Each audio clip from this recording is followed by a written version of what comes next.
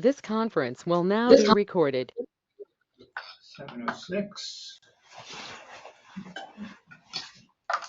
Okay. First order of business is to vote on accepting the minutes from the January meeting. There was no February meeting. So I'll make a motion to accept those minutes.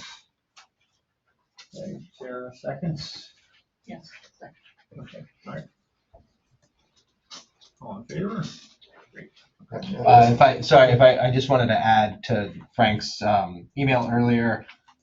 At the January meeting, you guys did the nominations. We went through that the ordinance needed to appoint the chair, so that was approved at the first February Board of Commissioners meeting. So we're all good with that, and then the other nominations carry.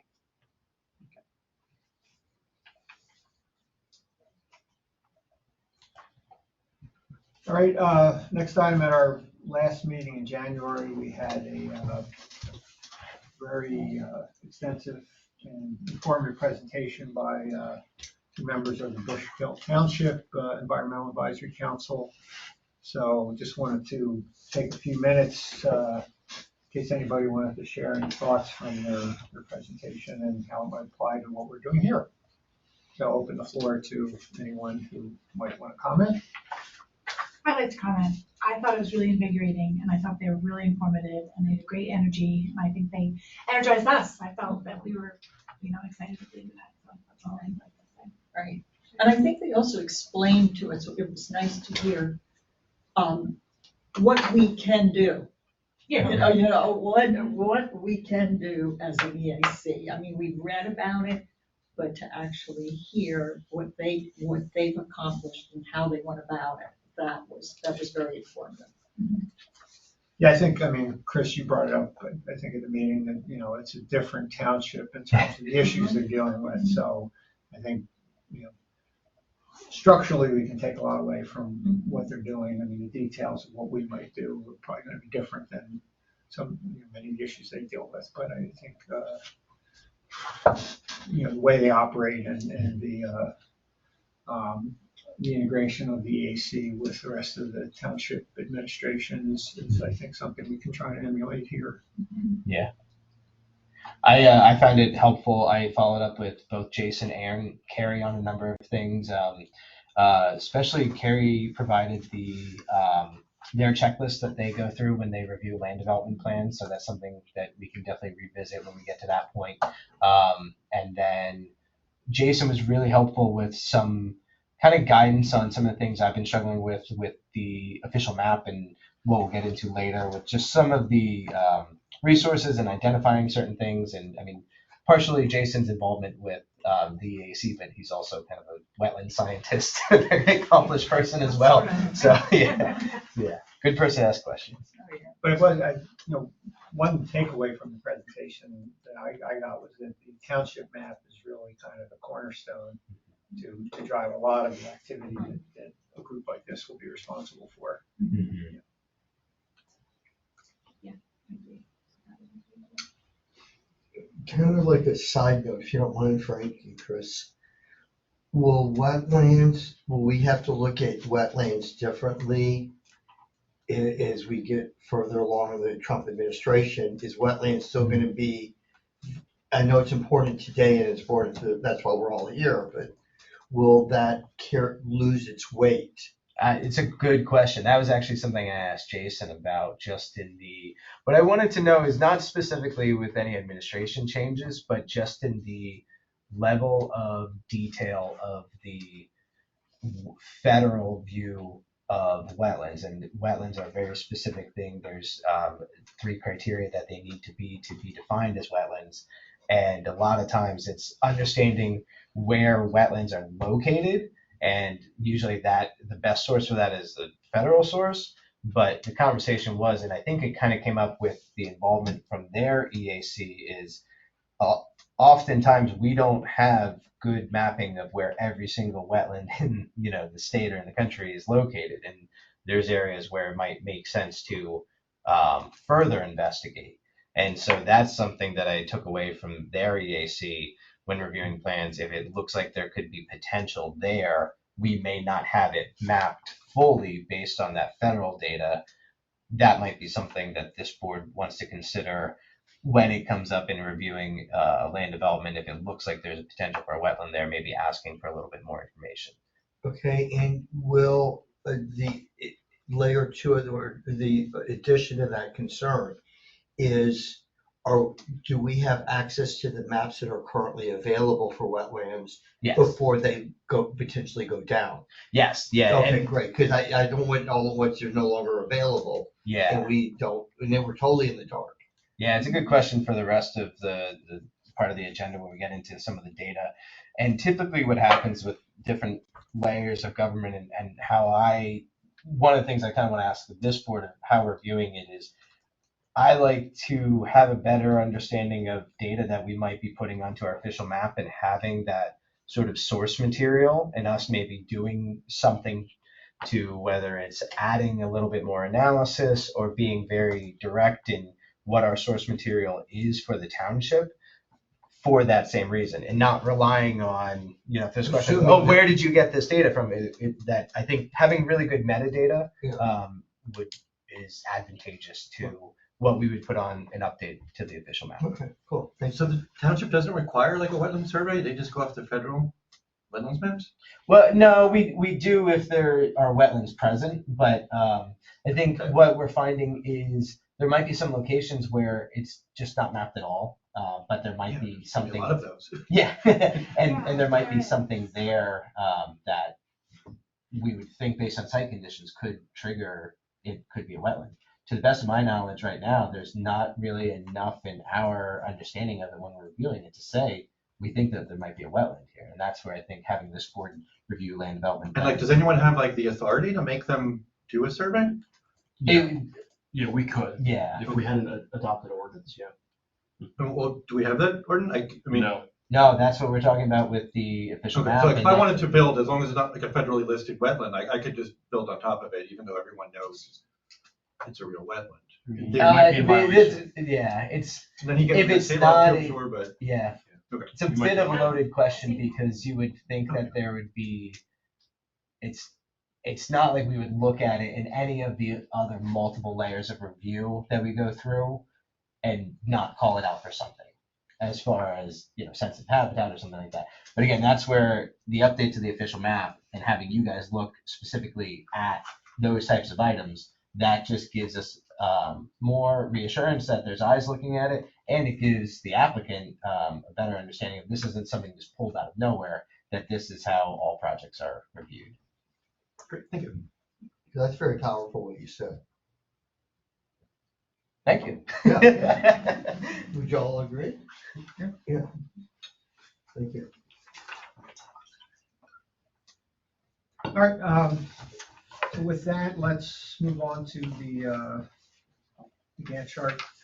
Chris and I discussed putting this document together as a guidance for us as we look to our future activities, particularly in the near term.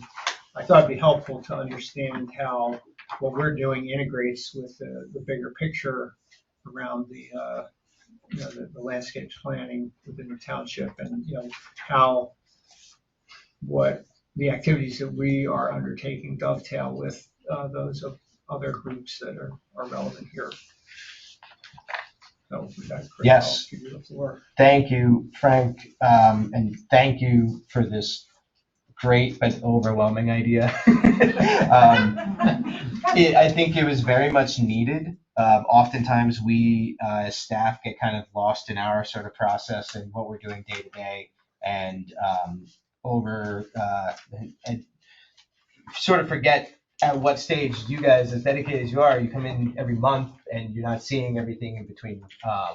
So after talking to Frank, what we thought was kind of good focus for this was I put in a lot of the projects that we are working on and initiatives related specifically to open space, and give you a sense of where a lot of those overlap or fall into each other, or where unfortunately sometimes it feels like when we meet here, it might seem like we're going month to month and not making a lot of progress. But I wanted to kind of give a little bit of a snapshot and open conversation to help you guys feel more engaged in what might be happening behind the scenes of why we might be waiting for certain things or where we're running into areas that we might be kind of shifting priorities as well. And what I've tried to do here is identify on the left-hand side, you'll see the actions or the initiatives in bold, and then the initiatives in bold, and then the actions specifically are listed there. And then that ID is just a coded way to show it on the Gantt chart, the calendar view on the right-hand side. And I've color coded those based on really who is kind of responsible for that specific action. So everything in blue you'll see is what staff is working on, primarily in the community development department and involving legal and so forth. The green is you guys and kind of your specific actions and when we're sort of presenting things for action on your end. The same goes for the planning commission, as you can see in yellow. And then the red ones are the Board of Commissioners. So I'll kind of go through some of this, but please feel free to jump in and ask me questions about what, if you want a little bit more detail on what that means or where that fits in. So the first thing we've talked about a lot are the open space definitions, and we've taken those to you. If you recall, one of the main goals of the landscapes plan last year was to help define open space. So we put that together and then brought you some more concrete definitions. And we looked at those December into January, and I have the feedback that I need from this group on the more critical definitions to dive into two other areas of open space. One of those being the next piece on your Gantt chart, the place type manual. Place types was a concept we introduced in the comprehensive plan. It's somewhere between broad-based land use planning and zoning, guiding sort of how we might plan for codes or plan for the development of an area or the preservation of an area based on the places that are around. What I heard a lot from this board was the definitions that we went over were very good legal definitions, kind of the boring black and white language of it, but there's a lot more that we can provide as far as the intent of those 9 classifications of open space. And that's where taking some of that information and putting into the place types manual is something that I think is going to get across the softer end of those definitions.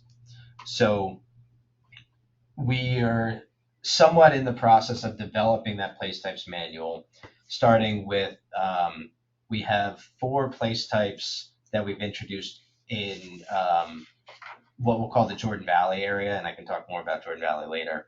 And those are open space as a place itself, conservation subdivision, which is the idea of kind of a clustered development, agriculture, which deals with more of the, not the open space of ag, not the farm fields, but all of the development that supports agriculture, including whether that's farm buildings or ag-related businesses, so forth. And then rural is more of your single-family farm homes along, the side of the road, or rural businesses, convenience stores, that sort of thing. A lot of what has been kind of the existing development in that area. So you can see, for example, developing the open space component of the place types manual, we have the predecessors, and that in order to develop that piece of the manual, we needed the information provided by you guys. Provided by you guys from the landscapes plan, reviewing those definitions, and then approval of those definitions. So now I can take that and put it into the place types manual piece of it. Chris, did you want this group to review a draft of that at some point? I would love to. It's not on the Gantt chart, so. No, and partly because I'm not sure at what stage. So those are only 4 out of 12 place types. Mm-hmm. And part of it is, I'm not sure if we haven't really discussed it internally, if we'll develop a piece of the place types manual, or if we'll go through the whole thing. And a lot of the other pieces are much more reliant on different changes or different ideas that were that involve more development. So, for example, housing is a big one. So we have a lot of housing goals out of the comprehensive plan. We're talking to the planning commission about what we might move forward on as far as housing initiatives, and that would be something we would want to go through first before we update other sections of the place type guide. So we'll kind of put a pin in it now, but I do think it would be great. I would love if I could have, at least those 4 pieces, and the open space, conservation, subdivision, ag, and rural, and give those to you guys at some point, probably maybe around summertime, so I can add that in there. Okay. But it wouldn't be for like a final review of that, because I don't know where we're Yeah, going to right. sit with the whole manual. But probably better to get input from this group earlier than later anyway, right? Yeah, and one of the things that, you guys were extremely helpful in talking about what you think would be useful to have in there. And I think we talked about images and kind of just character of some of the open spaces and so forth. So that might actually be a pretty good little workshop for us. I can get kind of my pieces together and we can work around with what else should be added in there. Okay. Kind of on topic with that, we have the comprehensive plan reexamination report. So we adopted the comprehensive plan in March of 2023. Every year since then, we actually crack open the report, the plan itself, and we review that with the Planning Commission. And we talk about the continued relevance of the comprehensive plan and if there's any need to make any changes. In addition to that, we review the implementation plan, which identified a lot of the things that we're doing today, including formation of the EAC, start of an open space plan, i.e. the landscapes plan. So we've made a lot of progress on the implementation of the comp plan initially. So as we're going through that review, part of what we're doing is saying we've done a lot with some of these long range plans. Now we're asking the Planning Commission and the Board of Commissioners for direction on, can we start to plug in some of the concepts that we've done through our long range planning into ordinances, codes, and so forth like that. You can see that in the Gantt chart. That's one of those sort of limiting steps, especially with some of the stuff underneath it, the ordinance updates and the official map, to make sure that we're going through that sort of administrative and approval process, including, for example, going to the board for motions to update saldo, motions to update zoning, and so forth. So there's a lot of kind of building up some of this, but where it kind of gets caught in the gears of government is making sure we're going through and getting the approvals in a good sequential order. And I think we're at a good spot we're at that sort of March anniversary of the re-examination report. As part of that, we're asking specifically to consider updating saldo, zoning, and the official map based on the information from the landscapes plan and those definitions you guys have gone through. And then it'll go to the board, and then we'll kind of come back with that final piece to actually make those code updates. So Chris, when you say motion to update the official map, that's just permission to start the process? I mean, because you have the activities, the update activities occur after the motion, so. Correct. So the motion is just getting permission from the board to start that activity? Yes. Okay. And if you're looking kind of towards the bottom, a lot of those are more of the actual ordinance preparation or the legal review, the advertising requirements and so forth. Whereas what you can also consider being included in there is we already have the definitions that we want to incorporate into saldo, because that's what we've been doing with this group. So the actual adoption of that is more predicated on the legal process of actually having the ordinance updated, sent out to the Lehigh Valley Planning Commission full legal review and properly noticed in the newspapers and so forth. Chris, what is sal? Sorry, yes, Yeah, good yeah, question. I'm like, okay, like, I'm embarrassed to ask. You know? No, this is good, especially I think we have audience members. So subdivision and land development ordinance. So that's what really I takes. didn't know, it's Yeah. like, okay. And I think it was at one of the past meetings, we kind of pointed out where open space is a pretty general term in that ordinance. Right. And part of going through with this group is adding a lot more specificity to what that means and some parameters there. So we've done a lot of discussion and a lot of planning, but if it's not actually added to the code, it really doesn't do anything, doesn't have any teeth. Is there a time limit of when, so we would make a motion to update the official map and they open it up, they approve it? Is there a time limit of, should we have, they're gonna like close it again, that now we have to vote to now make it official and then we can't make any more changes to it? 'Cause it seems to me like it's something that we're gonna wanna change. Yeah, so the motion process here is for the Board of Commissioners to actually at their commissioner meeting, make the motion for us to work with staff, specifically the legal, to go through that process. And then it's actually specified in the municipality's planning code as to what that process looks like. So we would prepare the official map, and it's partly in your packet here that we'll talk about, is both the map update and the complementary ordinance update. So we would be going through that process, and then once that's ready in its draft form, it actually goes out to the Lehigh Valley Planning Commission as our regional planning agency. So that's probably a month, maybe 2-month process by the time it gets onto their monthly agenda.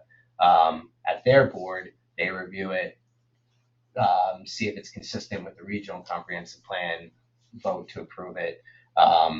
And then there's public notice requirements as well, so that we can get out to the community and say, and all during that time, it's open for public comment.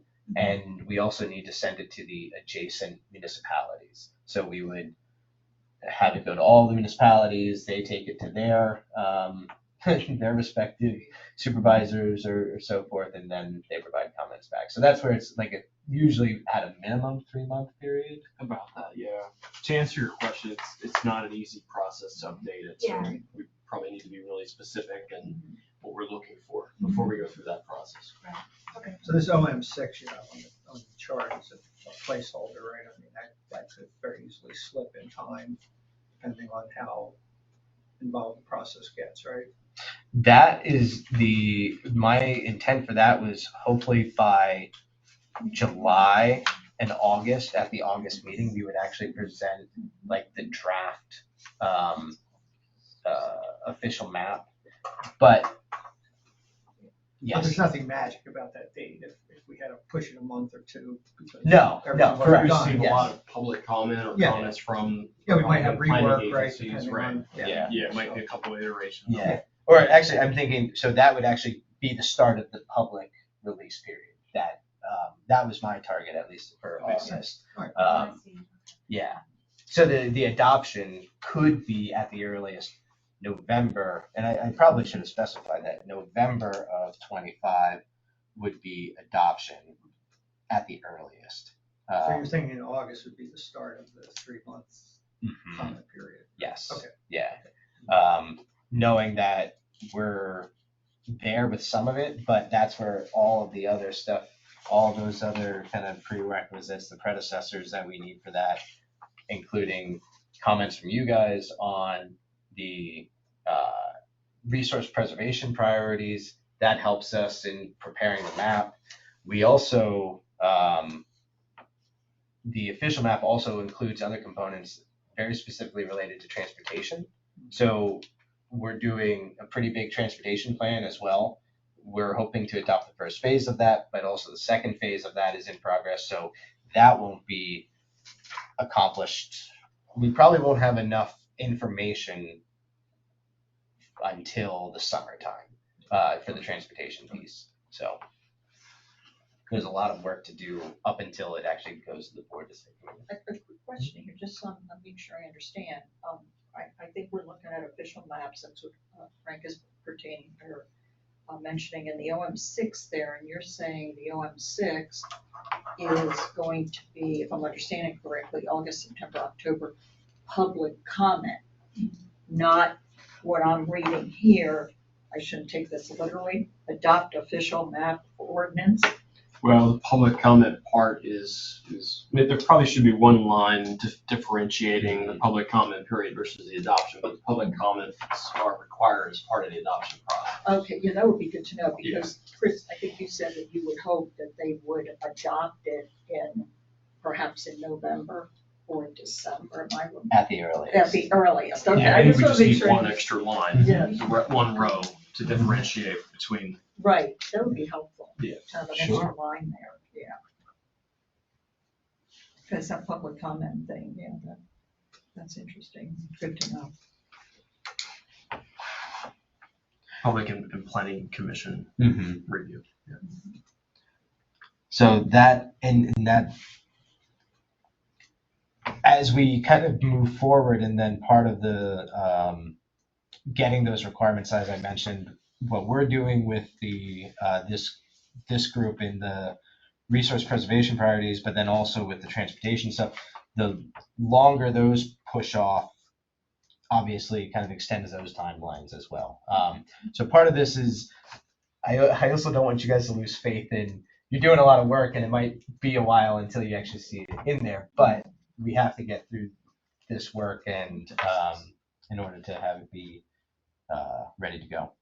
So, Chrissy, OM3, develop map 2 resource preservation, is that something we would also be involved in with you? Yes, Okay. yes. So you I have it as staff. staff, Yeah, partly because the staff stuff is, I wanted to show you some of where a lot of our time runs into certain things. And the other thing I kind of want to talk about is where more of the specific time sensitive priorities start to, I don't want to say derail this, but deflect maybe some of the dates that we have here. For example, if we were just focusing on official map piece of it, I think it could be as simple as we go through the resource prioritization type of component with you guys. Staff has a lot of time in there because we will actually be preparing the map. We probably won't do that. We'll probably do that in-house. And at the same time with our Director of Legal Services starting to prepare the ordinance itself. So that's more of a working piece, and that's why I want to show that we'll be pretty tied up with that. And if it was just kind of the official map, relatively short timeline, but there's a lot of other things on here that are happening that a few are taking higher priority because they are more time sensitive. So we might come back to you and say, hey, I know we're trying to work on the official map. We have to get this done and this done. The official map work it's continuing, but our resources are spent in some of these other areas. For example, the one underneath that, Jordan Valley Open Space Overlay. I don't know how much we've talked in detail about this. So this was a recommendation from the comprehensive plan, from the landscapes plan. I mentioned the Jordan Valley, which is kind of that northern tier of the township. What we are looking at is actually creating what's called an overlay zoning ordinance or an overlay zoning district that is an option for property owners that does not affect any of the base zoning. It's just an alternative that has a little bit more specific criteria to it for very specific areas. So in the case of the Jordan Valley, through the landscapes plan, we clearly identified that there's a huge concentration of important natural, historic, and agricultural resources there. It's a lot of the remaining open space. There's limitations as far as development potential, but then you still have development opportunities that could be complementary to kind of the historic and integrity that's in that area and kind of the heritage of that area. So the intent of the Jordan Valley overlay is to develop this option with the idea of some clustering provisions that could allow for development to be concentrated in areas that actually preserves more open space than typically would be allowed under current zoning and current ordinances. And that is the way that we're structuring it. Is there's also the idea of a little bit more understanding of the layout of all that. So we'd be requiring more open space. We would be requiring more of that open space, and that would be reviewed a little bit more closely than just a typical development. We do have information on the website with that, but that has really been taking priority right now. Yeah, Marie. Yeah, Chris, a question. I know I was going through some of my information before, possibly I think it was in here too in regard to agriculture. But I think that area you haven't defined, or somebody hasn't defined in this landscape plan, that is the area where we have the most continuous agricultural fields, farms. They're connected. It makes it easier for the farmer to get from one spot to another. Yes. I.e. Newhart, I watched him do it. He goes from spot to spot to spot. Okay. Yes. So I think what you're saying there too is, yes, there's a possibility of this development in that area, but somehow we're going to be, or something with zoning or whatever, be sensitive to the fact that Yeah, this is so a good example. agricultural area, yeah. A good example is right now, there could be a farm field that exists, we'll say roughly 20 acres of farm field. Under current zoning, those 20 acres can be divided up into 10 residential development lots. It's 2-acre zoning for most of that area. The layout of those 2-acre lots in that 20-acre area could just be kind of a grid pattern, or however it makes sense for the developer based on site conditions and road access and so forth. The idea of this overlay is you take that with respect to the farm field that's there. Yes, there may still be some areas not protected, but open, as far as you have 2 acres instead of, a lot of smaller lots. But that acreage doesn't do anything for the farm field. That acreage does oftentimes very little for any natural habitat that might be there, because it's all privately owned, privately managed, up to the property owner how they want to manage it. The idea is that where it makes sense, you could cluster that, when I say the 10 lots, into a smaller area. So you could do potentially 10 lots on 10 acres. And as part of that, the trade-off is the other 10 acres is connected and permanently protected through legal mechanisms. And depending on what it is, if it's a farm field, the layout of it is to ensure that the farmer still has access, perpetual agricultural easement, and so forth like that. The benefit from the open space side is very obvious, of you're potentially losing 20 acres to gaining 10 acres. The benefit to the developer side is sometimes, if it makes sense, the density actually saves them money on utilities and infrastructure. They're getting density that they wouldn't necessarily be allowed to have in that area. And the process itself, the way we're setting it up, is more, it's more of an ongoing kind of, it's almost like a contract where we can be a little bit more specific in what we're asking of it. And to the developer's advantage, it's very clear right up front. So they can kind of decide, yes, am I willing to do this for this? And it gets everybody's interest out there. The other piece of it with the overlay ordinance is the requirement for design guidelines, which is very big in an area that we don't have a lot of development now. So there's nothing that allows a township to require the development look a certain way. But if they opt into this overlay, the design guidelines must be followed, and those design guidelines are being developed with a professional architect that has been around this area. That we've taken him around and we've looked at some of the old farm fields and the farm buildings and so forth, and is actually designing that manual to reflect the character of the Jordan Valley. And so that's something that we can offer through the overlay as well. But opting into the overlay would be optional. Completely optional, yeah. Right, okay, and, you know, if the ordinance goes through with the overlay and they say yes to it and they have 20 acres, they go to 10, is there a time limit, or is there something written in the ordinance saying you have to keep it like this for the next 5 years? You have to keep it like this indefinitely?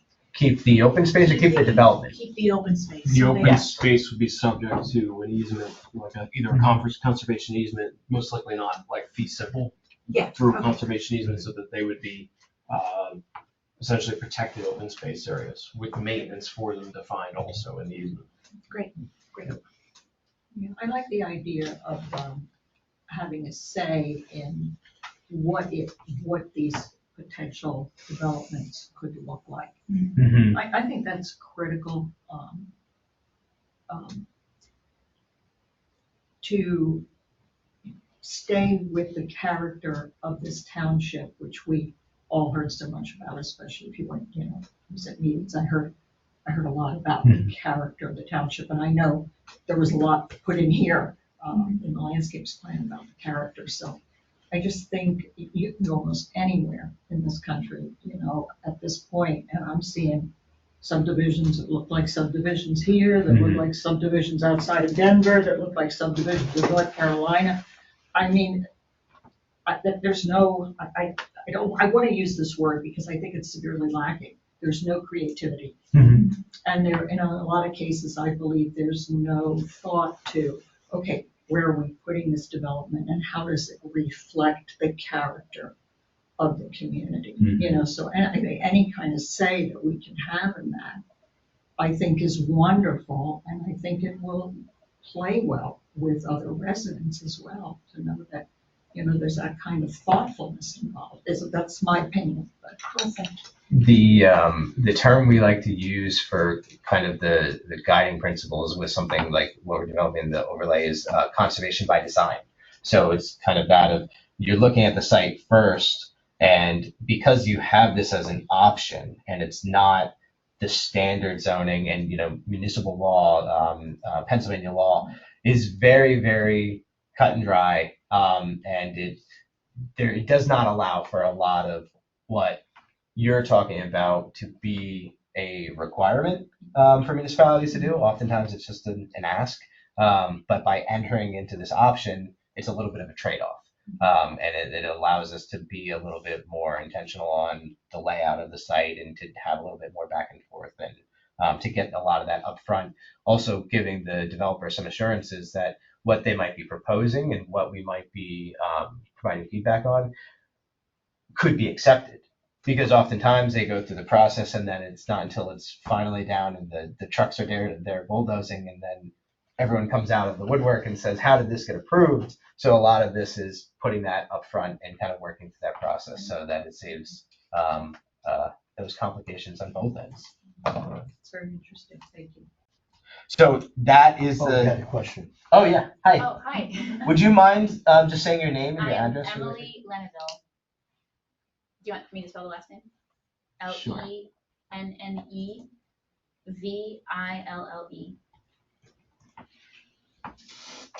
Would you mind just saying your address for the record? Yep. 5287 Saddlebred Road. Thank you.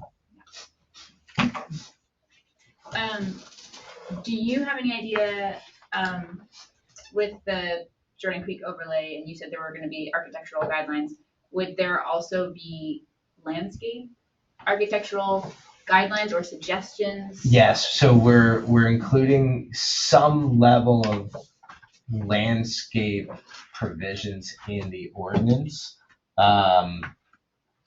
At our previous meeting before this was the Landscape and Shade Tree Commission, and one of the comments that from that board was actually probably outside of even the Jordan Valley overlay is we probably need to update some of our landscaping requirements for the township code as well. Yeah. It's very perfect example. What did we say, Ally? It was the project we looked at required a 15-foot buffer between uses, and that's all that the code says. So that's all that we can really go off of. So to answer your question, we are hoping to, as part of all I mentioned with like updating zoning and saldo, add in some more landscaping specific language to the codes that we have across the township. And with the Jordan Valley overlay, we're being as specific as we can Sure. with an understanding that, you know, you have to have a level of flexibility for someone to even, for a developer to even want to build it. And so it's a little bit of a give and take there. Yeah, some of what I see though, I feel like they didn't have any, they just chose someone to do Yes. something. Yeah. Like they're planting bushes in the wrong, like it's in the sun and it should be in the shade. Like they just did so. If someone was there being like, hey, use these people, Yeah. like use native trees and then they don't have to be watered so much. Like, One of the things we added, and again, it's still very much in draft form, is a requirement of a registered landscape architect to be on the landscaping plan for the Jordan Valley overlay, which is not something we require now. Yeah. But it's tough. It's tough to kind of meet that. You want to be so specific, and you also want to allow for things change. And I think even, you know, like this region's, the hardiness zone for this region has changed over the past few years. So that, you know, things shift with that. But it's a great question. To jump back in, so we talked a lot about overlay. We talked a lot about the official map updates. You can see that piece in there, OM4 with the waiting on the pieces from the transportation plan. That'll probably be one of the biggest holdups with until the ordinance and map is ready to be adopted, is getting that transportation stuff in there. And then at the bottom, I included the conservation finance, which is another kind of high priority item that has really been coming up.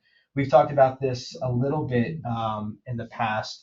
So what we've been doing here is the so CF1, the township, we work with the Trust for Public Land, a national organization who works on sort of the assisting local governments, county governments, state governments on identifying ways to finance open space preservation, conservation, land for parks, that sort of thing. We work with them to develop a feasibility study that could present a number of options for the township in order to actually finance something that we could use to purchase open space or conservation easements, all the pieces in the open space chapter of the landscapes plan. We got a lot of really good options out of that. And right now we are going through some public outreach and polling, or kind of a survey, to get a little bit more feedback from the community as to what some of the specifics of maybe looking into an increase to the earned income tax is kind of the main focal point of that. Which is a very popular and frequently used mechanism for municipalities to finance the purchase of open space.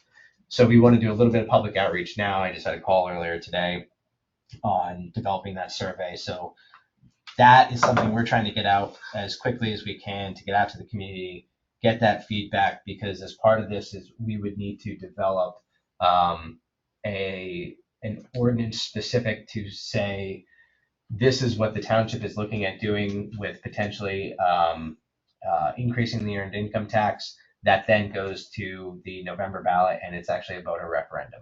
So in order for us to meet the deadline for this November, for that to be on there, we need to have that stuff wrapped up by the summer. So that's where a lot of my shift has been, trying to get that stuff up and ready to go.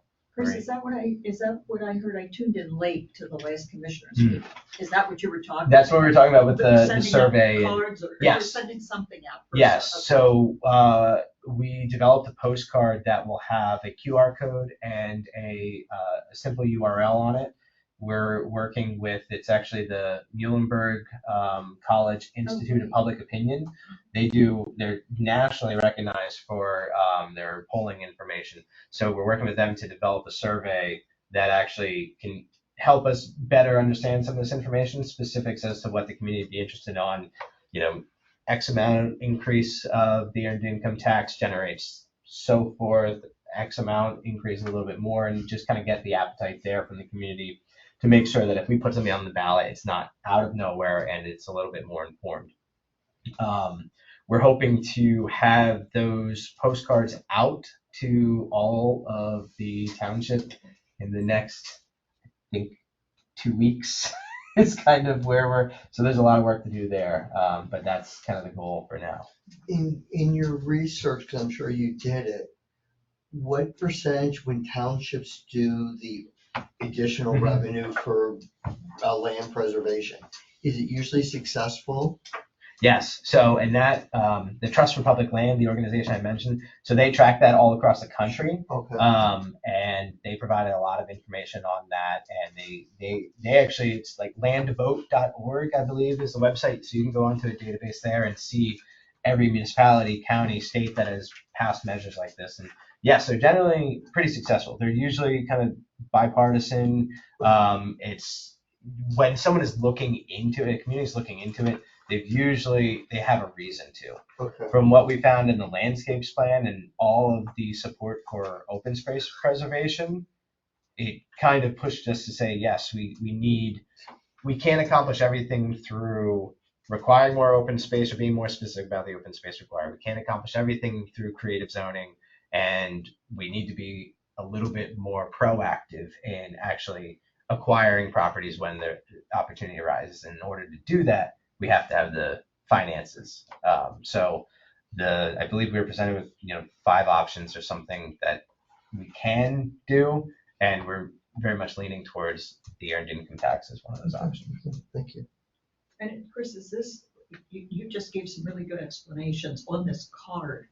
When residents receive it, will there be some type of specific information there as to why we're asking for this? Yes. So okay, good. Yeah, Just asking. Yeah. Would you like to text it? Yeah. Just because. Dave and I we had a meeting earlier today. So the card talks about kind of more of our open space initiatives, and there's the QR code for the survey. We're also willing to kind of, if someone can't use a smartphone or take the survey online, they can kind of come in and talk to someone in the township. We can help them through that, or work with Muhlenberg to help them enter it.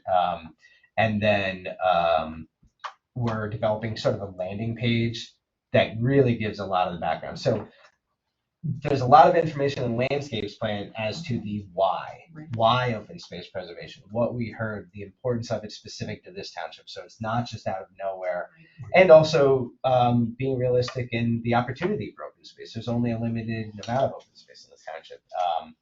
And then we also are very cognizant of the fact that if someone just gets a postcard in the mail that has a QR code on it, and then it takes them to a survey, that people might be a little wary of, is this for real? So we just talked today about setting up something on the township's website that shows that postcard that says, yes, please take this survey. This is the township putting this out here. It's not someone else. It's not somebody. Can you connect your bank account? Exactly. Yeah. Can we put the alert through Nixle?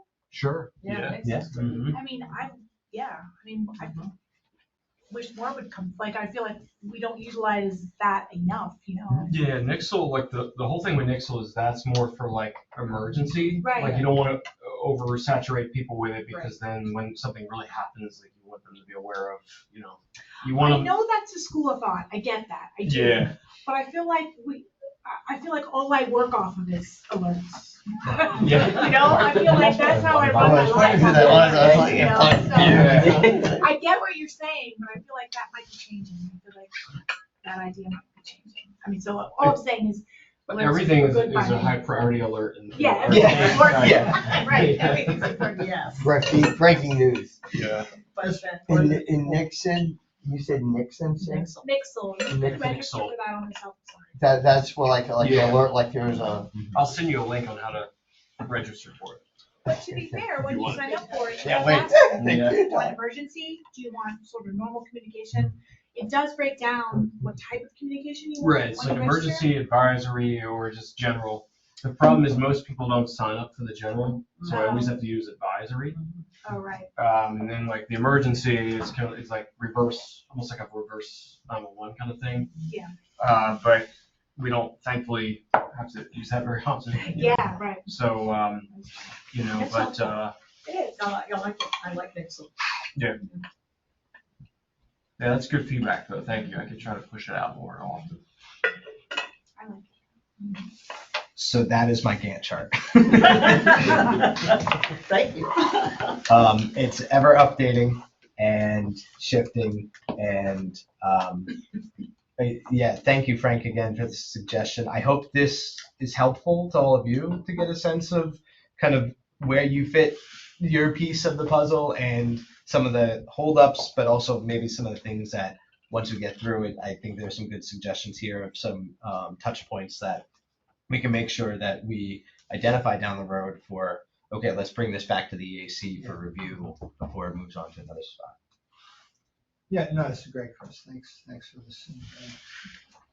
And as we can see, there's a lot of moving parts here that don't involve the EAC. So we have to make sure that what we're doing is interfacing effectively with what the staff and some of the other administrative bodies in the township are doing. So this will be very helpful in giving us that perspective. It helps me because I always feel bad if I don't have everything for you guys ready to go. But I hope this gives a little bit of a reflection of what we have going on. You always have everything together. You're not just sitting here during the day wondering, what am I gonna do? Yes, No. that's for sure.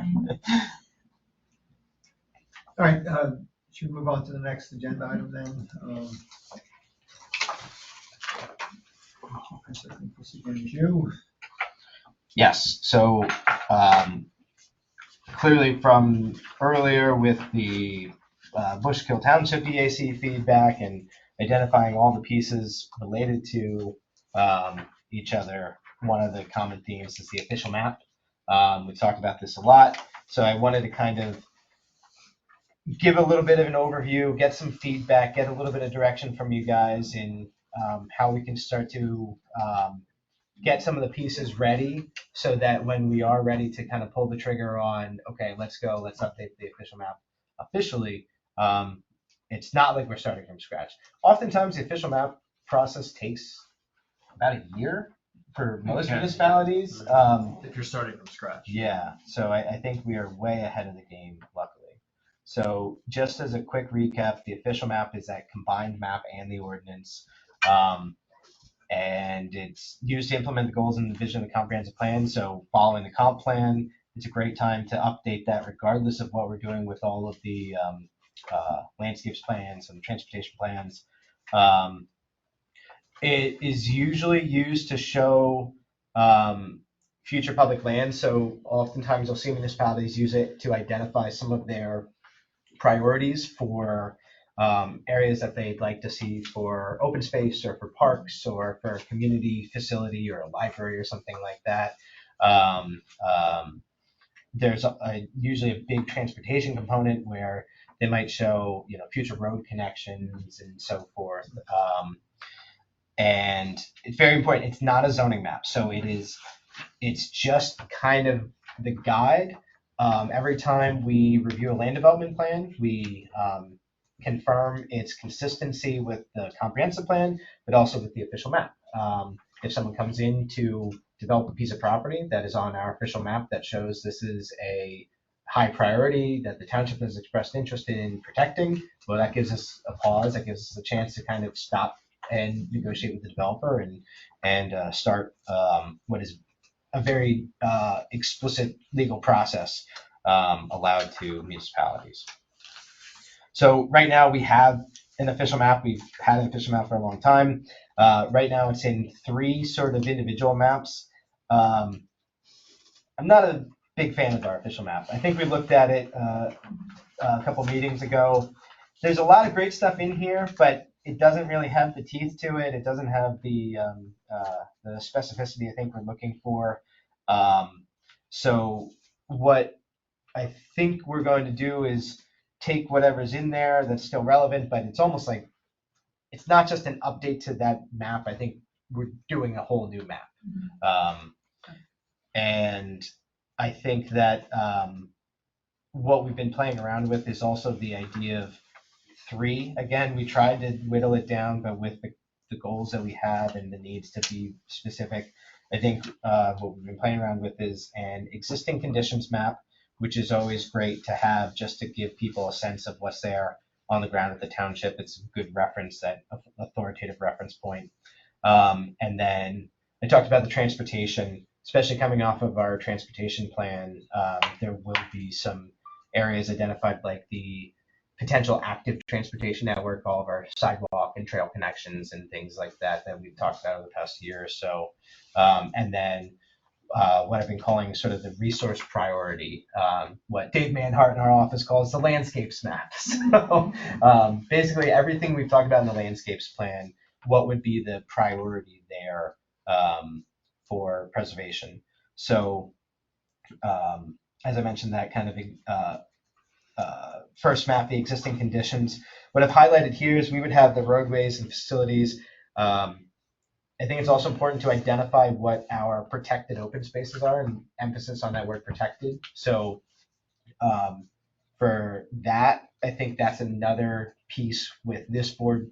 We've talked about identifying the open spaces and classifying the open spaces. I don't think we need the full details in the official map. I think we can have kind of a separate map of all the breakdowns when we look at open spaces that we currently own, but having those protected open spaces clearly depicted on the official map. Right now, we have a couple county properties, including the county park, township properties, obviously, and then just a few private easements. There's the Manito Horse Farm agricultural easement. And then the second map would be that resource preservation priorities. So in the landscapes plan, we have ag, natural, and historic chapters. All that is culminated in open space. And so then we would show the existing protected open spaces and maybe have those under those categories of natural, ag, and recreational, like in our parks and the ag easement and so forth. And I just wanted to kind of show the transect again of these are the 9 classifications that we identified in the landscapes plan, the ones we've been developing more specific definitions to. So if you pick it up, you can kind of look at each of these main categories as the base. And then the next piece of it would be, what do we want to see? What are our resources that are existing that we would like to see protected? So the way I've been looking at it is between those natural, ag, natural, and historic. Historic, I don't talk about too much in here because we are doing a historic resource inventory, and that's going to give us kind of the specifics needed for there. But it's definitely the ag and natural components that I want to kind of talk through with you guys about what data sources we want to pull for that, how we want to consider adding maybe some priority or some more emphasis to some of those resources. And I think in the past we've talked about my approach to this that I've suggested is we would have kind of an agricultural, we would show the agricultural priorities by maybe high and medium, or high and medium and low. In addition, we would show the natural priorities in high and medium, or high, medium, and low. My thought to get here was kind of a simple count of, we would take the resources that are in the packet here and add values to them, and then it would just be a simple of overlapping. If something has the most resources there or over a certain threshold, that would be the highest priority because you're getting the most bang for your buck. One of the thoughts I had in order to help appropriately weight that is maybe adding more weight to some of our more sensitive resources, or this is kind of all open for discussion, and less weight to things that are much more prominent in the township. So some prime farmland is the first one we're going to go through. For example, is prime farmland is all over the township. Almost every bit of soil in the township is prime farmland. So I don't think we want to say, oh, absolutely, because to Tom's comment earlier about Nixle, if everything's a high priority, then nothing is the highest priority. So as far as ag, what I had initially, and these are layers that we can definitely access or develop, but I'm open to whatever else you would be. Oh, sorry, if you have your package, we're going backwards here. Just before you get into that, I'm a little confused at this point on the map will identify existing protected properties. Yes. And what about properties that we think should be considered for protection in the future? How do we distinguish those on, will we distinguish those on the map? So my thought was, don't do it by property, but do it by resource. Mhm. In order to, so if you have a parcel that is touching one of those that high priority resource area, then that triggers our discussions with the official map, or that gives us guidance to say, okay, let's look at this parcel because it is in a high priority resource area. Mhm. I think the advantage to that is if the property is subdivided, or if it's only a small portion of it is in that high priority and the rest of it isn't, then do we definitely need to focus our highest priority as far as our attention to that whole parcel? Or should we just try to work with the property owner on maybe protecting a piece of it with an easement or something? But how on the map, how will we distinguish between properties that are already protected versus ones we think should be considered for protection? So the ones that are protected, I was going to show as like a hatch or a color of the whole parcel, or if it's an easement, show the actual easement boundary. Okay. So that would be like a polygon, and then you would have those, and there's only a few of them because we have our parks, our easements, and so forth, and then we would have maybe our stream corridors, our steep slopes, our big ag fields that are unprotected, and then what I was thinking is we would have a layer that is either a color or a hash that covers over what those resources are. And then we're just looking at the outline of the parcel boundary to see what parcels are affected by that resource. Think of it like a stream, wherever that stream is flowing through the township. And it would be probably 4 colors. I'm still working on the layout of it with the map. Like high priority would be a darker for natural, like maybe like a dark green for natural and a lighter green for medium priority. And then ag would be like a dark orange and a lighter orange. So then we would identify, okay, here's a parcel that has a ton of dark orange in it. Let's target that for protection. Okay, all right. Does that, or are you asking, how does it get updated then? Well, so the map is going to reflect the current status, right? Of protection, Of yes. protection, yeah. And what our priorities would be, not on a parcel level, but on a where are the resources located. Let's see if I can pull up a good example here.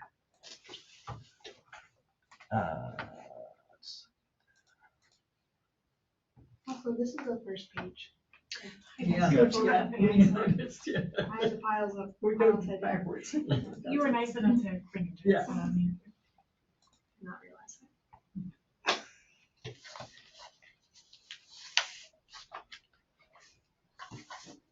For the dyslexic, it made It's in sense. order. It's perfect order. Yeah, it's still in order. Yeah, right.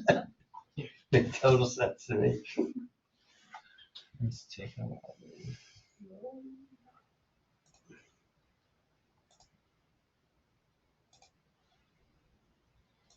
It's loading.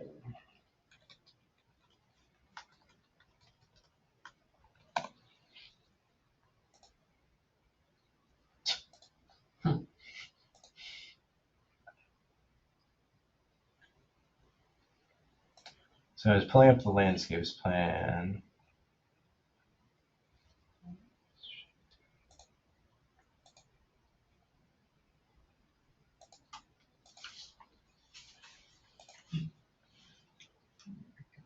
So this is kind of an example that we did for the comprehensive plan.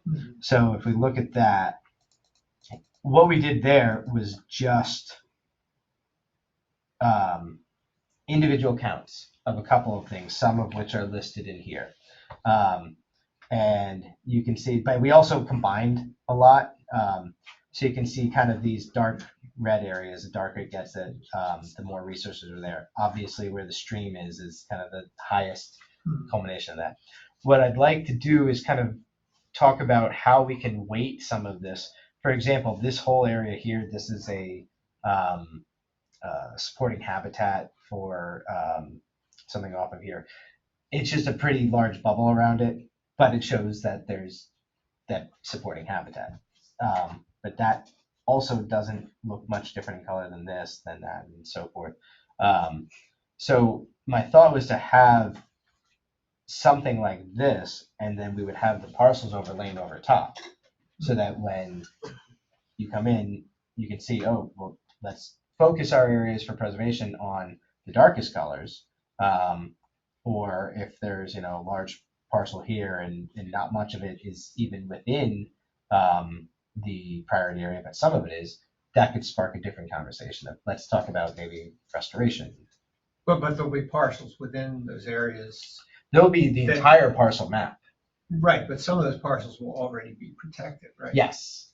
So how do we distinguish between the ones that are already protected versus the ones that we want to consider for future protection? The parcels protected would be filled in with a color and With a hash. with a hash, and the Yeah. ones that are not. It doesn't matter if you took this layer off, it would just be a parcel map, just with outlines. Yeah, okay. So it would just be white underneath. Mhm. It would be, so if we did do this, it would be white underneath with the parcel outlines, and then the only colored or hatched parcels would be those currently protected. Okay. I do think it is good to use like different colors, different primary colors. Yeah. This is Yeah. No, this is the Like I teal can't one. read that. No, It all looks the same to me. yeah. That's kind of the piece of, I want to get some direction from you guys first. If this is the direction you want to go in, before I start to put all this together and lay it out. The other, let's see if I can get to. I can't think of a different way of doing it than that. Well, sometimes what municipalities do is they just identify the parcel, and they just say, these are our top 10 parcels that we want to. You could do both, really, because it's good to see it on the map also.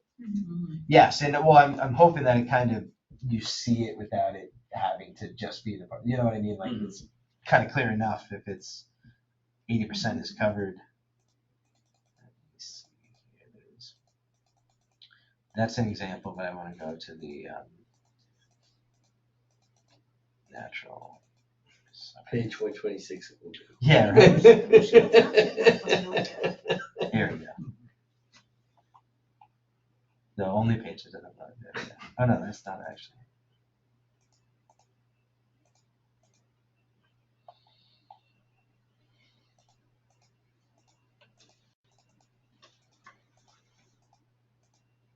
Here we go. Very decorative. So that is essentially what I'm looking to do. And the dark green would be woodlands and riparian buffers. Is that what that is? Like where kind of. Specifically for this, I don't know what this is. This is just I'm the sorry. priorities. So I would assume, but that's where, through the layers in here, the idea is our natural resources, which I think are a couple pages in, we would talk about how much weight to provide each natural resource. And then what I would do is a count to figure out how we can get like a dark color and a lighter color. And that all comes into the using the different breaks and that one. Okay, I'm sorry, no, Yeah. continue. And then the other one would be like an orange and a light orange for agriculture. And agriculture, it seems like there'll be a cost benefit of all aspects. So agricultural would be more or less paying them to keep it as a, giving up the right, so it's always agriculture. And, okay, and what happens if someone doesn't honor that? What if someone takes the money, then they die and it goes a couple, whatever happens? Is that always? Yes, so That's ironclad. Yeah. That cannot, okay. and that's something we were really specific about to point to in the landscapes plan to talk about the different options. Because what happens now is there might be something where there's a development, maybe they set aside some area, it might be owned by the HOA, maybe it has restrictive covenants on it, maybe it doesn't. If there's not anyone there, maybe the HOA says, well, we don't really want this anymore. We removed those restrictive covenants and now we want to build expand our parking lot or something like that. What we've talked about with everything, regardless if it's through the Jordan Valley overlay or is being more specific to how are we protecting properties that we are not owning. And that's through easements or certain restrictions that then we have that we follow up on, and it's the responsibility of the township to follow up on that. And they're legally binding. Thank you. Great. So how do you guys feel about this kind of approach?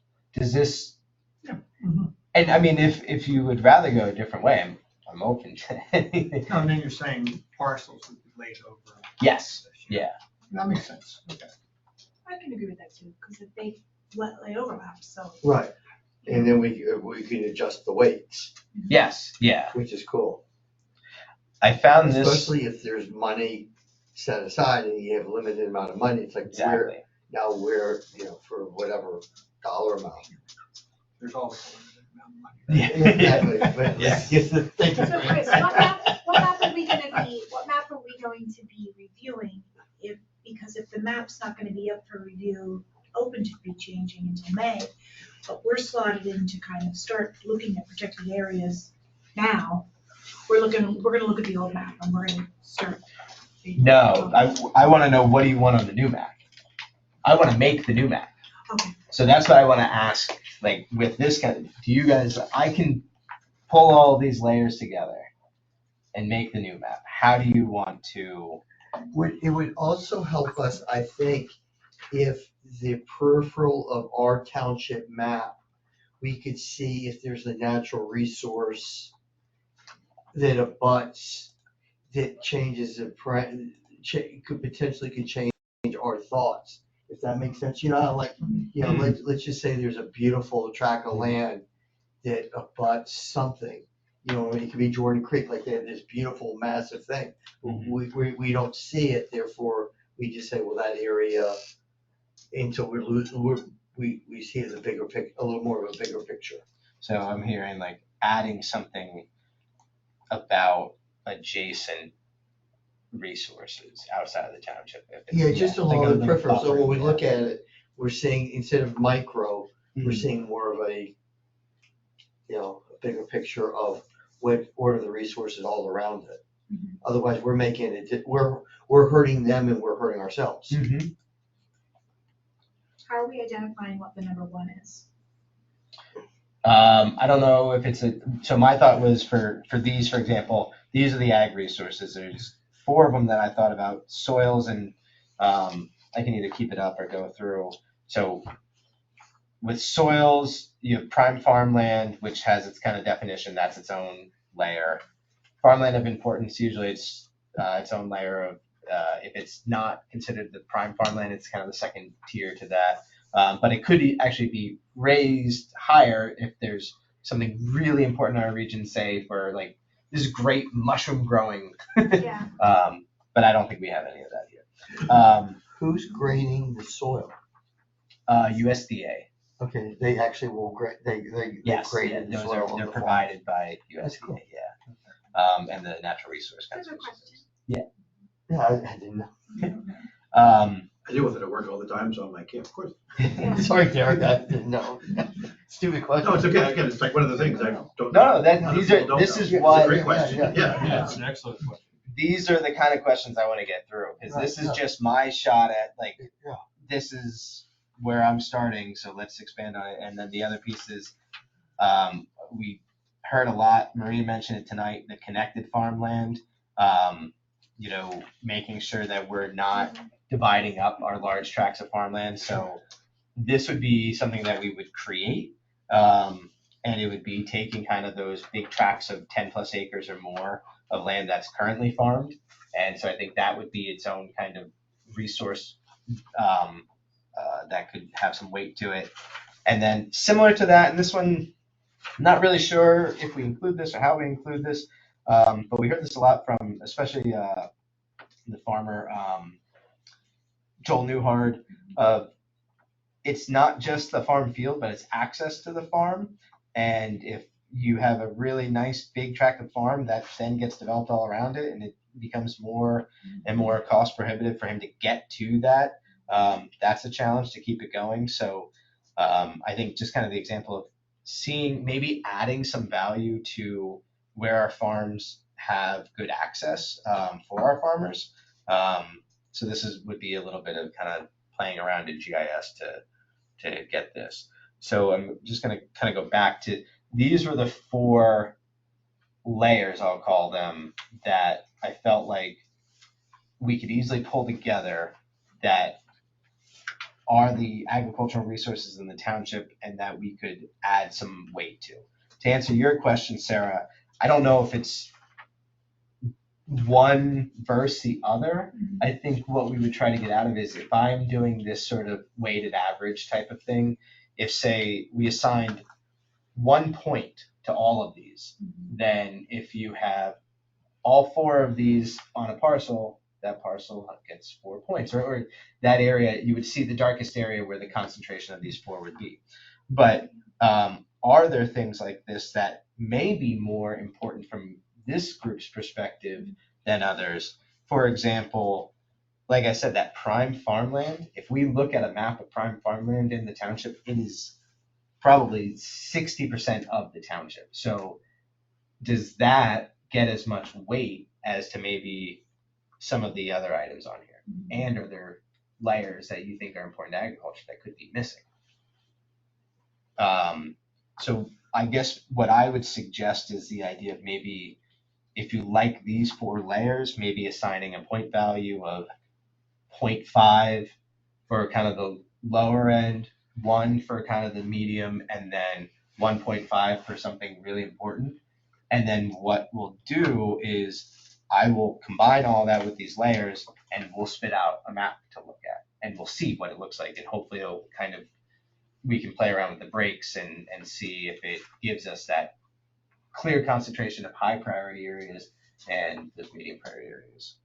To me, and it's just my opinion, that I would weight size as the primary. I would give that the highest The weight. farmland because I one. think preserving the larger farms would be more significant for the nature of the township. And like your first 2 things there are the same thing, whether it's prime or, so that's only one really category. And clearly that's important, you know, at least I think so.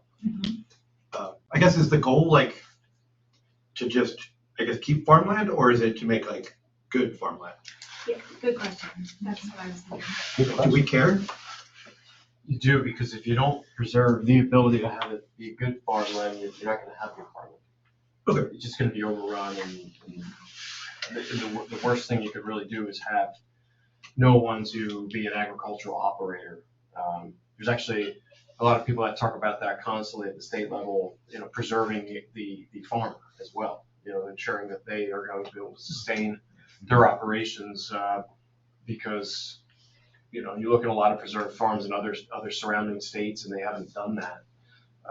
And the land just becomes unworkable over time. The worst thing you can do is take farmland that's no longer farmland, and it's not sustainable. Well, I think that'd be another argument for size then, right? Because you're more likely to have sustainable operators the larger the farm, I would think. It's also contiguous land Right, as yeah, well. right. Right. You don't want to be like, a parcel right in the smack of subdivisions all around you, because you get all the nuisance complaints, even though you're protected under the agricultural agricultural security area. You're still getting those complaints all the time, whether it's manure smell or Yeah, there's a farm field right behind our house, and we can cloud tell dust. when, Yeah. it's fertilized. Yeah. There's a lot of times when you have so much preserved farmland, you need to educate people on what it means to be around farming, because they just don't understand.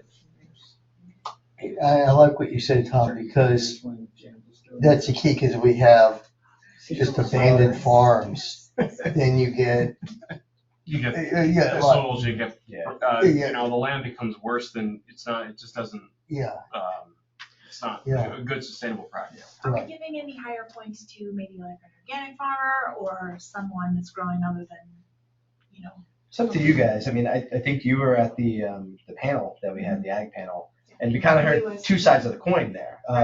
We had Kagan, who is an organic consultant, who talked about, the future being organic and all the benefits to that, not just for human consumption, for the soil, for the land. Kind of to Tom's point, that oftentimes can keep land going a little bit more. But then to Joel's point, he's not a certified organic farmer, and I don't know that through he could his, and he couldn't be, no. Yeah. And so, Super difficult and super expensive. yeah. How do you and what? make that part of the D, certified organic, then just who's certified organic? I think that's a great idea, but kind of too hard to codify. Yeah, the other thing I'll mention See that? is, I think for this exercise, we're looking at the resource that's on the ground now, not necessarily the use of it. So I think that's kind of what you're That's fair. talking, that's almost more of a practice. Yeah, that's. But it is an interesting conversation when we do get to the point of requiring protections and Water requiring. runoff, Yeah. All the pesticides and things we use, and it's just a thought, but with the use, it's the land, not the usage at this point, so I just have to focus on it. I was thinking about regenerative agriculture. Right now, that is just so big. And Dale is really, really working on that and pushing it. And I'm hearing it in other parts of the country as well. So any way that we can, and I realize we're not there yet, and maybe we're not gonna be there, but. Or it's just not a part of this. Yes. It's not a part of the official map. Right, It's right. That's another But conversation. more. But that's another conversation and something that we can think about going forward, because it is definitely a hot topic. You know, Maureen, when we get to the courtesy of the poor. When you say regenerative farming, Agriculture. In other words, my understanding of it, correct me if I'm wrong, Chris, because you probably have a better definition, but it is regenerating soil in an organic way. okay, Okay, I'm saying organic in the sense of what you plant. The animals may be a part of that, but it's. It's oftentimes the process. How we recharge the soil. Yeah, Okay. it's the process and what you're Yes. planting, and oftentimes maybe using cover crops. Yes. What it's doing is it's creating its own little sort of biome that Right. it actually is Protecting the adding topsoil. more nutrients to the soil Yes. as it's growing of Yeah. it. So it's you might have good soil, but then you're also kind of through this process, you're making it even better. right. Self-sustaining sort of system. Is How my does that understanding. mesh with no tilling practices though? That's very interesting, and no-till may be part of regenerative. I don't know Yeah, enough. no-till. Yeah, certain Yeah. plantings. and just- Yeah. Sometimes they plant tubers or carrots or things like that to break up the soil instead of tilling it and leave it there. Yeah. And then plant things on top of it. Like they'll plant basically with cover crops There you go. Okay. That's how I understand Knock it. them over and let them stay and Yeah. turn into soil. Mhm. And like that already has fertilizer in it, so you don't need to add fertilizer. Oh, that makes sense. It's like Thank you. it's all natural, basically, Yeah. like the way it was, the way it used to be. We could So- definitely, just a quick side, and we could definitely reach out to Rodale again, and if you guys were interested in doing, because I mean, as the EAC, you could do all kinds of outreach events, and we could do something with Rodale, bring them here, do something, for the township, and talk about some of that stuff as an educational component. Yeah, that's a good idea, would it just be for us, or would it be? No, and for the something township, yeah. I Yeah. think, I think as an event, or, yeah. I think there's some Like the Green people. Gala. Yeah, there you I'll let that go. go. It's written in blood. Quickly make the gala happen. Can I make a suggestion? I mean, we're at time, but, Sorry. so natural resources, you have 1, 2, 3, 4, 5, 6, 7 Yes, categories, right? Farmland, we have 4. 4, but Derek kind of pointed out that the top 2 are sort of the same thing. So I think we should throw in Frank's, on that, the size. Well, size is Size is farmland. farms, Still yeah. farms. So Okay. that layer is That's- actually right. purely based on like size of connection. So suggestion for the group would be, let's proceed with a first pass with everything getting equal weighting. Okay. And let's see what that map looks like. Yeah. Okay, because otherwise I think we're just going to argue ourselves in circles around, this should be weighted more than that, and we'll have difference of opinions. And I think if we proceed and get a map in front of us based on some basis and see what that looks like and see if it is, is it a sensible representation of what we think we want to be doing here, I think that would be a good place to start. And then we could go, if we think there's some flaws in it, then we could go back and say, well, what if we change this weighting or that weighting?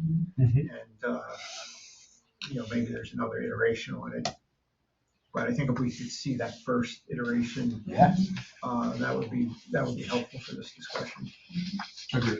Yeah, I think unweighted too, I think could definitely direct us to, like, you could definitely see areas right away with everything unweighted and kind of take a better look at those and see. Well, we'll see, this is darker than that, does that make sense to us, right? And we- Right, yeah.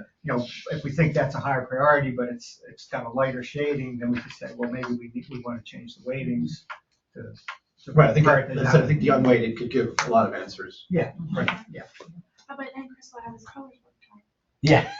I know. I think I haven't looked at. I gotta check with Tom though. I always go. Get my I think colors work from on the Tom, same color, like do it all orange, red, but- Yeah. and just mess with it, throw a little purple in there. Yeah, Believe me, that's- Visually challenged. Yeah. Just so I'm clear, Chris, it'll be two colors, right? I mean, shades of two different. Shades of colors, two right? different colors. Farmland That's where will be it's a one, problem, yeah. and natural resource will be a different color. Yeah. Yeah. So and we can. So they need to be test that. distinct primary colors. Yes. Yeah. I had a couple of questions in some of the layers I have here. Would you, a little sort of nuance things of like woodlands, for example, in the landscapes plan, we talk about the importance of like core forest versus edge forest. For this first pass, do you guys just want me to kind of go through and whatever I think at the time and create or adjust the layers as best I can, and then we can kind of look at it, and maybe that's part of the discussion of, Yeah. okay, things seem a little off. Instead of applying a different weight, maybe we can break them out into Right. different, Yeah. layers and so forth. Okay. Our president has spoken.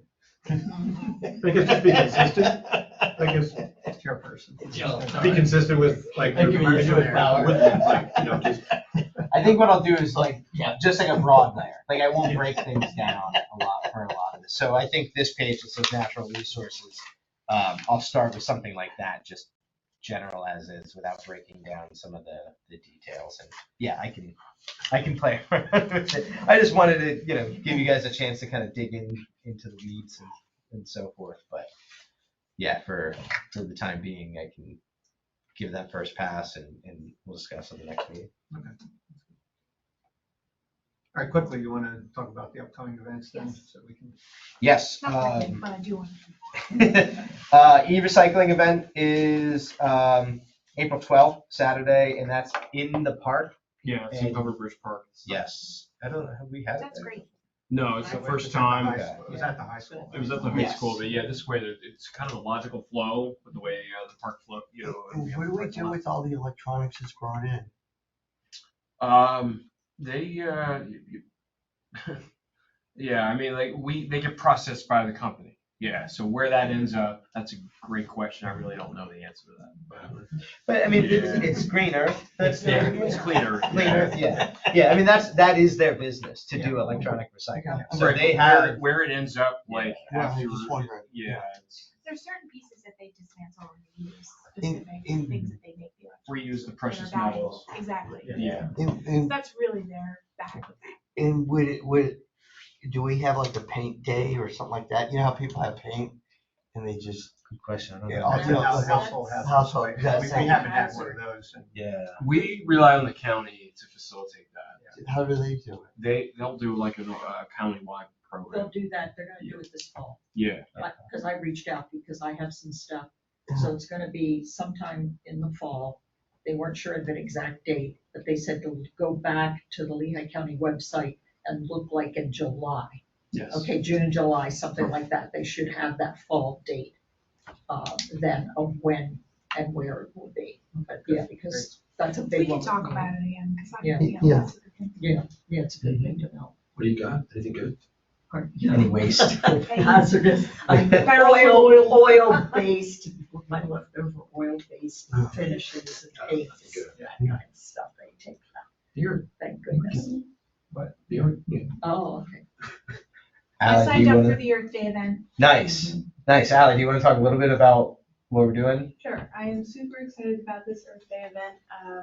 It'll be April 26th, 9 to 12 in the park. We're getting volunteers from the high school, some Boy Scouts are coming, Park and Garden Club will be there. A woman I know from the Lehigh County Conservation District will be there. One of my personal friends, who's a horticulturist, will be there. So we're trying to have some, instead of, historically, it's been, I think, kind of mulching the park a little bit. But this year, we bought a lot of plants, or we're going to buy a lot of plants. And we're going to kind of teach people how to plant them correctly and why it's important, and get it in and beautify the park, have like pollinator plants, as well as 25 trees along the newly installed trail. Wonderful. Very nice. I'm bringing my 2 boys too. Yeah, so I've got. And then afterwards, head to the high school for their senior night softball game. Oh, That's fun. on Saturday afternoon. They're having a reunion from some of their state championship teams. Oh, lovely. And then we're doing the Envirothon, huh? That's cool. Yes, we've been doing the Envirothon past 3 years at At Covered Bridge Turtle Park. Ridge. Yeah. What is that? It's a statewide competition. There's a high school day and a middle school day, and they essentially do it by county, and they're put on by the county conservation district. And it's like an academic decathlon around environmental related issues. So Water, soil. yeah, water, soil, wildlife, and then there's usually like a current Trees. trends topic. Yes, trees, forestry, and so Yeah. forth. They do it by county, and then the winners of the county participate at a state competition. And yeah, it's pretty cool. This year we'll actually have the state's woodmobile, they call it, Oh, really? where you can learn about all different types of trees and so forth. So that's right up. Right up. Oh, you're Yeah. gonna have that. That is an excellent thing. Yeah. That is so neat. Oh, you have to see. I can't believe, wow. You had to plan ahead of time to get that, didn't you? Where we worked with the conservation district, Oh, yeah, wow, great. yeah, with Laura Yeah. Hopak. Oh, It was wow. their suggestion Yeah, because they've been so happy with the Envirothon being here. They Oh, stepped it up a notch. Oh, that's great. I love that. Yeah. We won national back in 90, I think, trying to think, because my daughter was in the Envirothon. She was not in the national team. But Parkland won either 94 or 95 the Oh, wow. national. Yeah, so it was a Wow. big deal, you know. Wow. Yeah, it's very cool. I've gone Yeah. to observe. I've done it, you know, so it's a great event. Love it. If anyone is interested, they're always looking for volunteers. To do- Grading test. If you have your clearances, you can like. So I usually I'll help with I'll lead a group a class, take them around and just kind of be their advisor or whatever. And then I think also just cleaning up, helping with breakfast and that sort of thing because the kids are there all day. Yeah, They they get are. in at 8:30, 9 o'clock, and they're there until 2. So there's usually breakfast and lunch. I'll be in touch with you, Chris, if Okay. I'm free. Let me look at my schedule. Yeah, let me know. And then Yeah. Laura Hopick from the County Conservation District. It's kind of her. It's her baby there. So, Very cool. but yeah, they do a great job. We're proud to have it. And like Tom said, Oh, yeah. the district has been thrilled, and Oh. it's a good space for It them. is a good space. Yeah, yeah. And it used to be down at the Pool Wildlife Sanctuary in Emmaus, and it's just not a great space. There's a lot of climbing and up and down hills and everything for the kids. But they have 5 minutes between tests, so Right. nice and flat. And yeah, we can utilize all the park. May I add something to the upcoming events? Absolutely. Okay, Green Building United is having their sustainability symposium. And that happens on, I should know because I was working on it today, May 21st, Temple University. And the schedule is not out yet, but this is a whole day affair of various workshops. They're usually hour long, and you get to choose. You'll have a session, and there'll be 5 choices. That type of thing, and you work your way through it. I wish I had more information for you as to what they're going to be offering this year, but it's just not, it won't be out for another week, but you can check it out on greenbuildingunited.org. And we're hoping to have someone from our Lehigh Valley community, if I can get all the speakers lined up, that they will be presenting, because there are 3 communities. There's Philly and Bucks, Montgomery. There's the Delaware community, and then there's the Lehigh Valley community, which is Lehigh and Northampton County. So they like to bring speakers, if they can, or workshop ideas from each of the communities. So we're hoping to have ours in there, and that would be very cool, because it would be Dr. Clem with the bird strikes. I was gonna say, is there a theme that you would want to? Well, I think their theme this year is energy efficiency, but don't quote me on that. Look it up. I am so in love with this bird thing now, and lining up these speakers to present with him, that I thought about it today, and I thought, geez, what's the theme? I can't remember, because I'm the birds, at this point. But it would be great for him. It would be great. Architects, builders, facilities people, you name it. This is the 15th anniversary. Hundreds of people attend. Hundreds.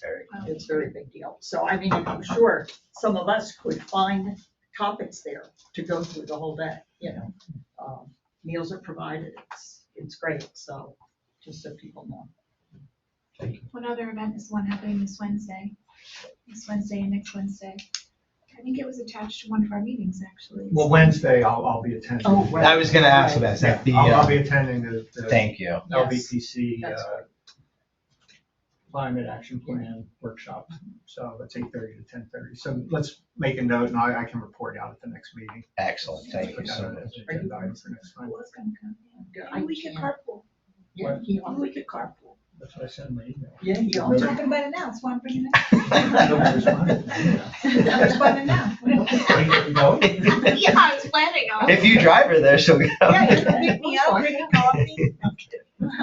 That's good. Yeah, that's good. Yeah, so I'll email you or text. I think I have your phone number, so I'll Yeah, just. I'm happy to drive. That'd be nice. I'd hope to go, but it's not gonna work out. So. Oh, you courtesy the floor, can I add something different? Yeah, unless there's another event. Are you going to the LVBC? No, I'm probably not going. No, my Gantt chart says I don't have time. Yeah, I think courtesy of the floor. I just had something I wanted to, it's a personal agenda item, and that is, so I know we were allowed to sort of talk about other things in tandem with doing this. So, I think we talked about one of the other townships doing this, putting like a light curfew, or I'm sure there's a better name, or I'll call it a light curfew for my ignorance, but, so we have I live on Blue Run Road, across the way, we have the huge, warehouses that never turn off their lights, ever. Then on, down Blue Barn Road where you reach Tillman, we have the truck stop that never turns off their lights. I realize that's Upper Macungie, so it's a two-for question. Would I have your blessing to approach the Upper Macungie EAC and talk to them and, I don't know, kind of brainstorm with them and if this was something that maybe we could start a conversation about, how would I go or how would we go about doing that? I don't know anything more than that, but I think having a light curfew is not only just for my own benefit, obviously it's for the wildlife. And we can switch to red lights. Yes. And what's the purple lights on the turnpikes now? You see the purple lights now? Yeah, they're supposed to increase visibility. So nothing to do with the environment. I thought maybe it's because of the. Yeah, it's a pilot program that PennDOT's utilizing. So are you concerned about light pollution or just that you're trying to be in your house at night and sleep and you've got lights from all over the place? No, I mean, It's like the birds and the. Oh, it yeah. is more that, like I go outside and I have no sky, so Yeah, you have but no in my sky. house, it really doesn't bother me. But I have light pollution from every Oh, direction, and certainly it's my own personal feelings, but Well, we I have can't one, believe I'm the only, No, I'm you're not. the only one that's, there's no reason to leave them on all night. I mean, if we can switch to some kind of better option, The truck stop, I think there probably is. That's what's going on. Is there Yeah. like safety, just because you don't want dark truck stops? That's Yeah. much worse than light. Do you see they put barbed wire on top of the fence, which I thought was. Did they? They put up a new fence at the truck stop, and at the top of the fence is barbed wire. And that's an Upper Macklin, right? That is in Upper Macungie, Okay. yes. Okay, yeah, because we don't permit allow- barbed wire. Yeah. That's what it is. Oh, interesting, yeah, Yeah. it's certainly there, but it's How not, about razor it's wire? just, You allow that? it's just one fence, it's open when you drive in. All the rest of it is open, so, Really good Indian food there. and you can get a shower. Yeah. And you can get a shower for $22.99. food at the truck stop. Yeah. Oh, wow.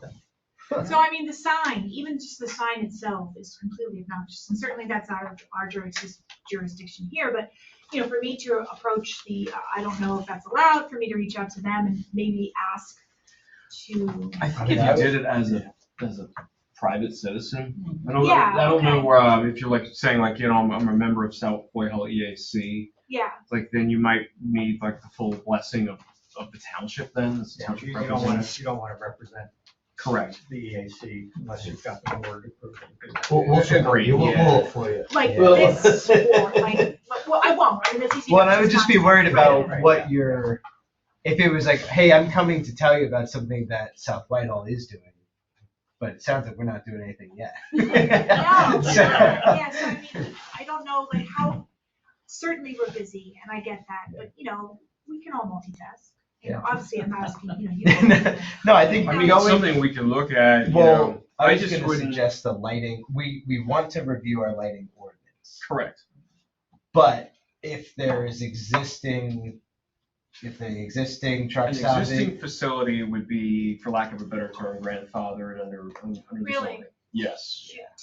Yeah. Unless, what? Unless they agree to Yeah. do it voluntarily. You got some under 18 people in your house who probably could get a BB gun very easily. Yeah, right. I don't know if they go that. All right, Stop I the think- recording. I think- I have one too. I'll send it over. We have a marshmallow shooter, that's lovely. Oh, does anyone online have any comments or courtesy of the floor? All right, I'll take that as a no. Uh, Oh, Go ahead. He said no, thank you. Oh, okay. Okay, thanks. All right, thanks everybody for attending. I'll make a motion to adjourn the meeting at 8:50. Motion. I'll second. Second? Okay, seconded. Those two are the starters. yeah, there you go.